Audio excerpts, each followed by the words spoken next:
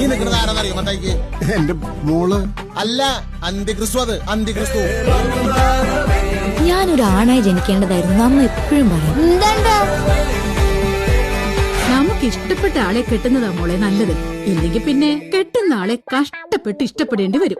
അന്ന് ഞാൻ ഉറപ്പിച്ചു, എനിക്കിഷ്ടപ്പെട്ട ആളെ ഞാൻ തന്നെ കണ്ടുപിടിക്കും.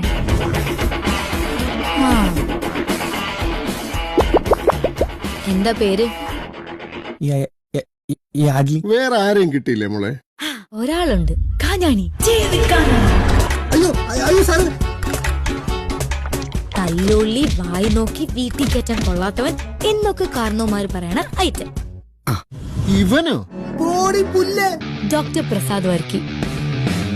ശുദ്ധ പാവം. പൂജ കഞ്ചാവ് വലിച്ചിട്ടുണ്ടോ? കഞ്ചാവോ? ആളുടെ നോട്ടവും സംസാരവും ചിരിയും ഒക്കെ നീ ഒന്ന് രൂപയുടെ ക്ലോസപ്പിൽ നോക്കിക്കേ. പ്രണയം തുടിക്കുന്നില്ലേ? നമുക്ക് ഇഷ്ടമുള്ള ആളെ കാണുമ്പം അടിവയറ്റിൽ മഞ്ഞ് വീണ പോലത്തെ ഒരു സുഖം ഉണ്ടാവുന്ന പറയണേ. ആ ഇവൻ കൊള്ളാം. ഗിരിയോ സെറ്റപ്പ് ഗടിയല്ലേ? അവനാണ് ശരിയല്ലേ? ആസലുകൊണ്ട കുറച്ച് ചാണകം എടുക്കട്ടെ? വേണ്ട, തന്റെ